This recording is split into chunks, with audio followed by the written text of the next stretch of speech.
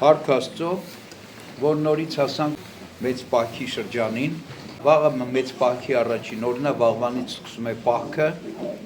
40-օրթաց պահքը, բայց այսօրվա կիրակին արդեն համարվում է մեծ պահքի առաջին կիրակին։ Այսօրվա կիրակին կոչվում է բուն բարի կենդան։ Եվ այսօրվանից, այսօր էլ հետահաշված մինչև Սուրբ Հարության տոնը Զատիկը, ապրիլի 5-ը 50 օրերի մի շրջան է։ Ես այսօր երկու բանի մասին եմ ուզում խոսել։ Այսօրվա կիրակի մասին, որ կոչվում է բուն բարի կենդան, եւ մեծ պահքի մասին ընդհանրապես։ Բոլոր պահքերի նախորդող օրը, այսինքն նախորդ օրը, որից հետո պահքը պիտի սկսի, մենք տարվա մեջ այդպիսի 10 պահքեր ունենք, շաբաթապահքեր։ Այս մեկը մեծն է, մյուսները փոքր են, մի շաբաթով են։ Նախորդող օրը կոչվում է բարի կենդան։ Այսինքն մի տեսակ մենք պատրաստվում ենք պահքի մեջ մտնելու։ Եվ այդ օրը մենք մեզ թույլ ենք տալիս մի քիչ թեթևանալ, մի քիչ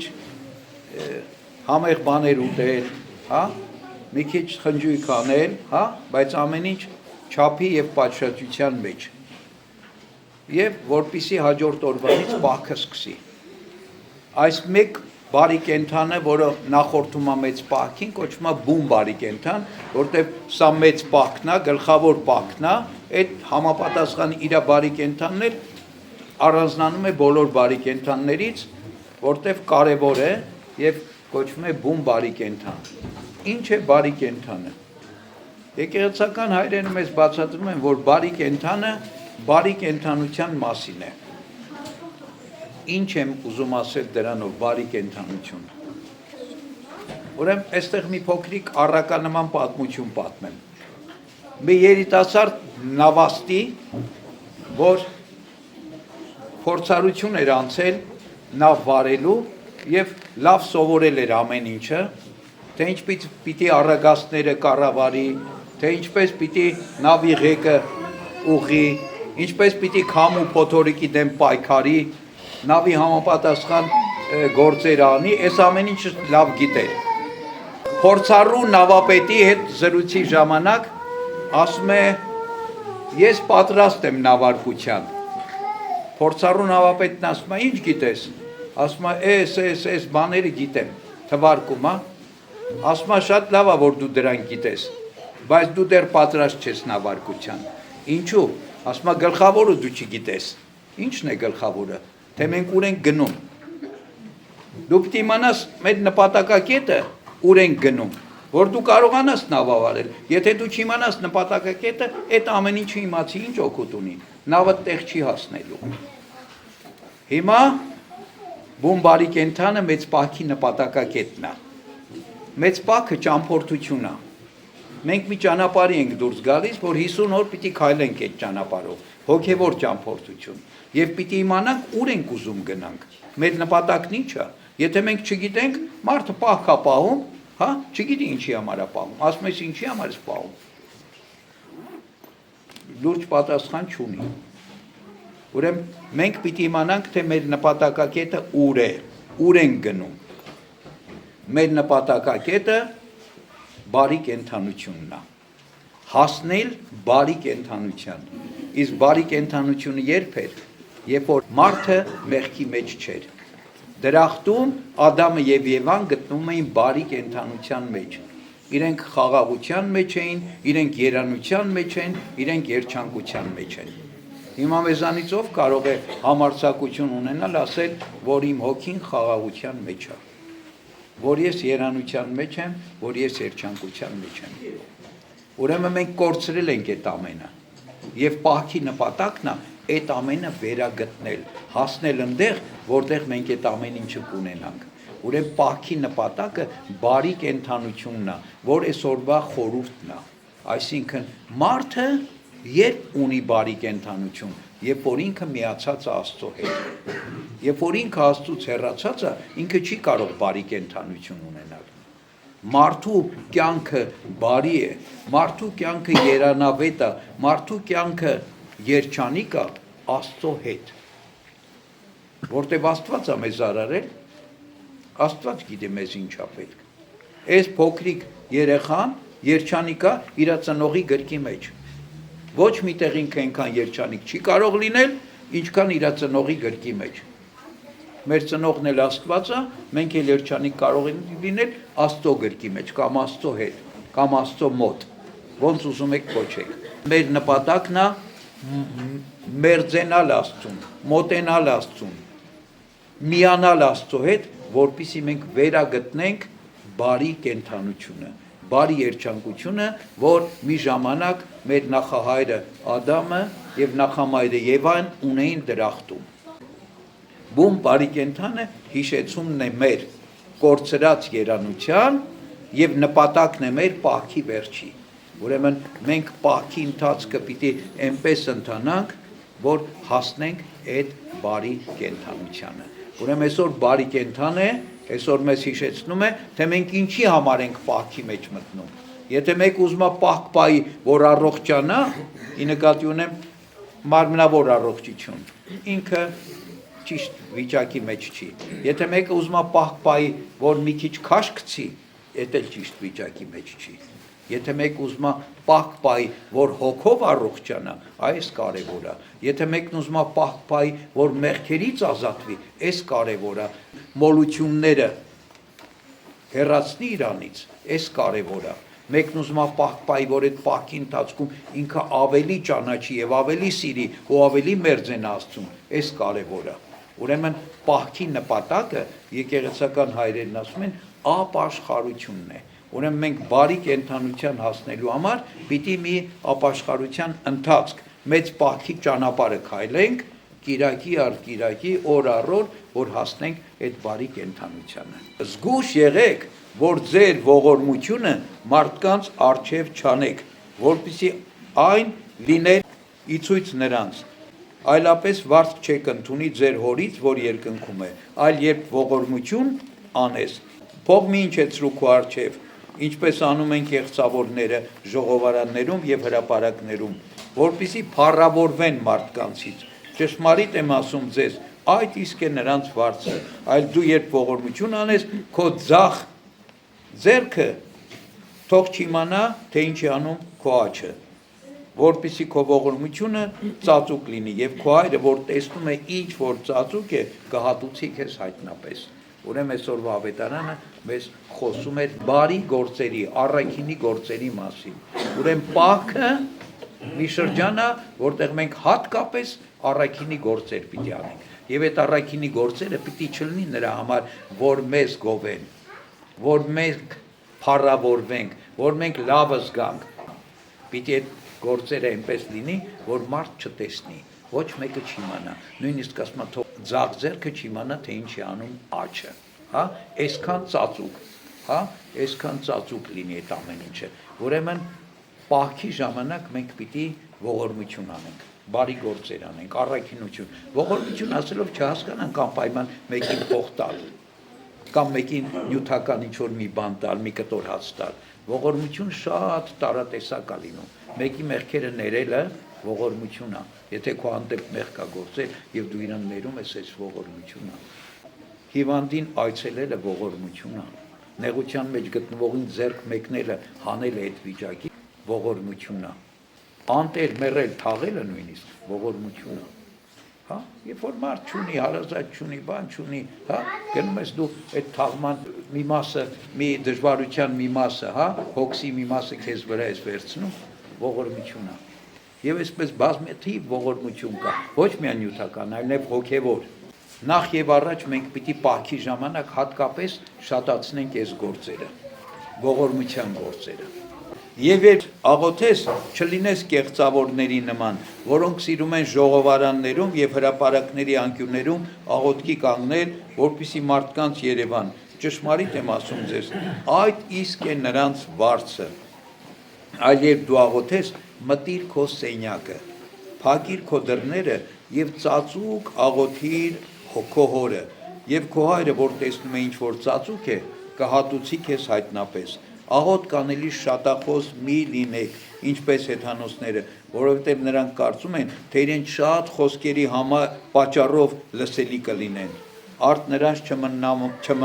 չնմանվեք, որովհետև ձեր հայրը գիտե, թե ինչ է ձեզ պետք, նախքան որ դուք նրանից մի բան ուզեք, եւ արդ դուք այսպես աղոթեցեք, եւ հայր մեր աղոթքն է։ Եվ աղոթքի վերջում ասում է, եթե դուք մարդկանց ներեք իրենց հանցանքները, ձեր երկնավոր հայրն էլ ձեզ կների։ Իսկ եթե դուք մարդկանց չներեք իրենց հանցանքները, ձեր հայրն էլ ձեզ չի ների ձեր հանցանքները։ Աղոթքի երկրորդ հորդորը, որ մենք պիտի շատ աղոթենք պահքի ժամանակ, եւ մտիր քո սենյակը, փակիր քո դռները, եկեղեցական հայրերը, մեկնիչները ինչպես են բացատրում, ոչ միայն ֆիզիկական սենյակ մտնելու մասին է խոսքը, այլ նաև քո ներսին սենյակը, քո սրտի սենյակը մտիր, փակիր քո զգայարանները, այսինքն կտրվիր աշխարհից, կտրվիր շրջապատից եւ միայն Աստծո առաջ եղիր, միայն Աստծո հետ եղիր, մոռացիր աղոթքի պահին ամեն ինչ, հոգսերդ, գործերդ, զբաղմունքներդ, տունդ, տեղդ, ամեն ինչ մոռացիր, որ կենտրոնանաս աղոթքի վրա,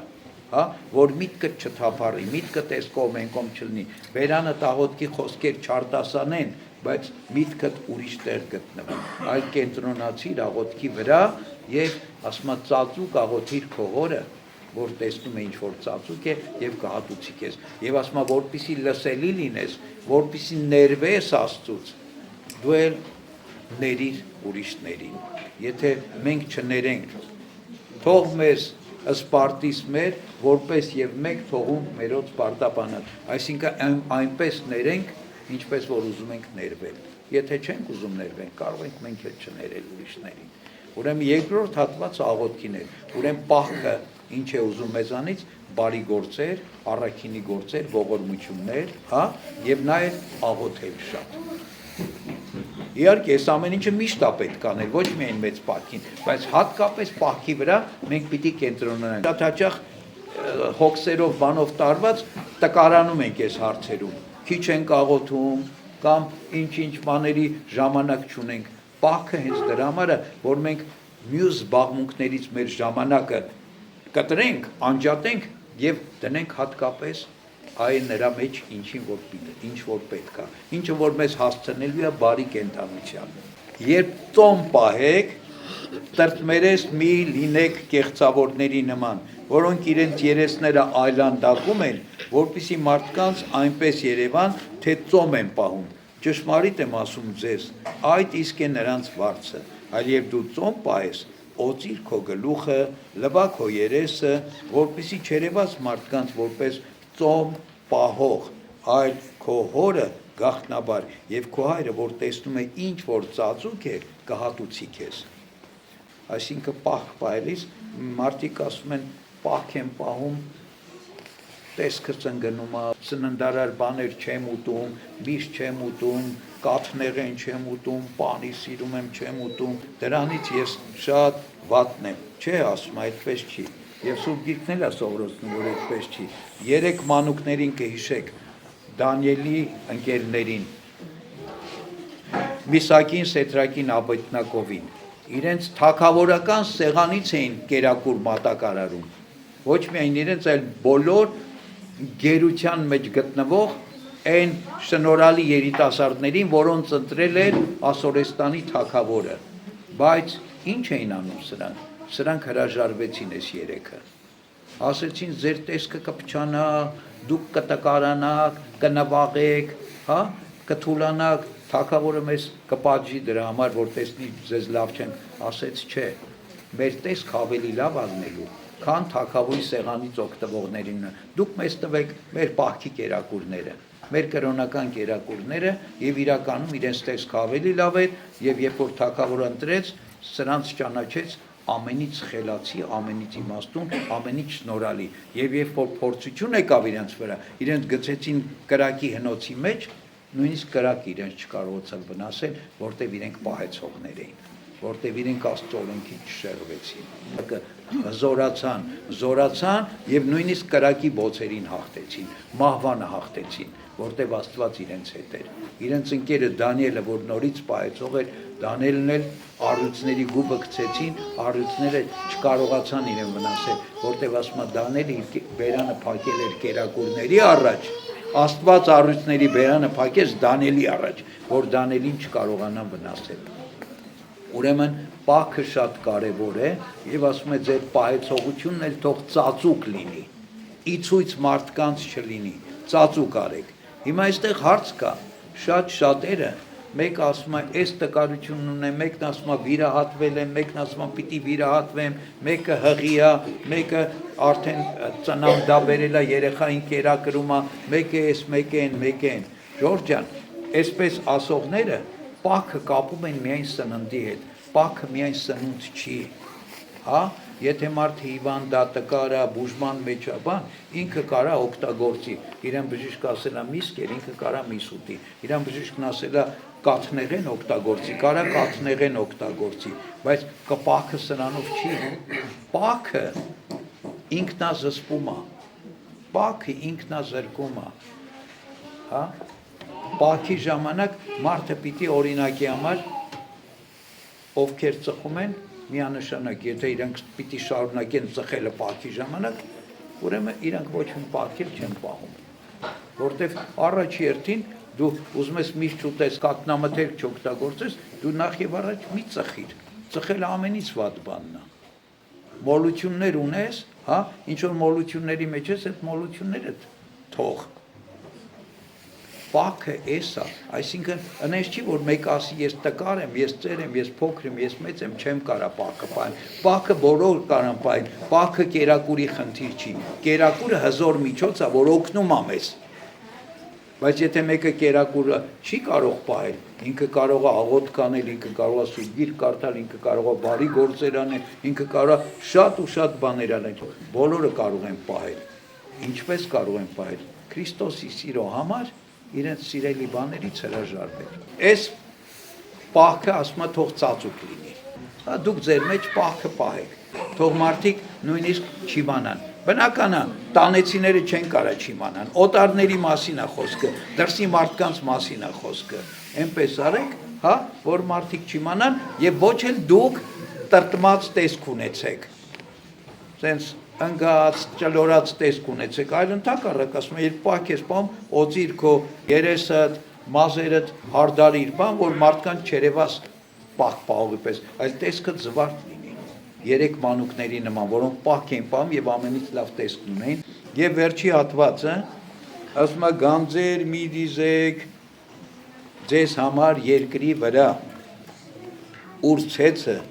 եւ ժանգը ոչնչացնում են, ուր գողերը պատերը ծակում են ու գողանում, այլ գանձեր դիզեք ձեզ համար երկնքում,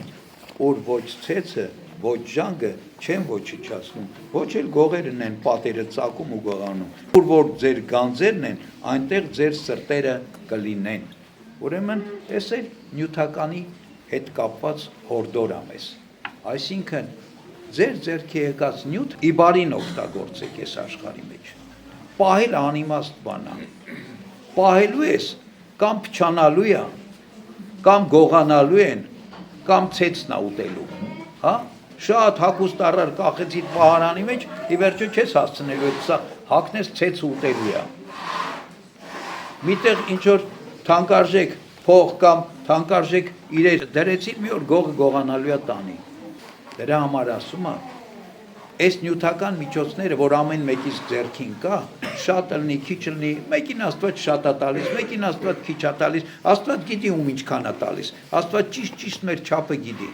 որտեվ գիտի ով ինչ կարա տնորինի։ Դրա համար Աստված գիտի ում ինչ է տալիս, բայց այդ տվածի մեջ մենք պիտի հավատարիմ լինենք։ Այսինքն Աստված չի տալիս այդ նյութականը գանձը մեզ, որ մենք այդ գանձը պահենք։ Ինչի՞։ Նույնիսկ եթե գողը չգողանա, ցեցը չուտի, ժանգը չփչացնի, մի օր մենք այդ գանձերը թողնենք այս աշխարհի մեջ ու առանց դրա գնանք այս աշխարհից։ Նորից հիշեցի Հովան Ոսկեբերանին,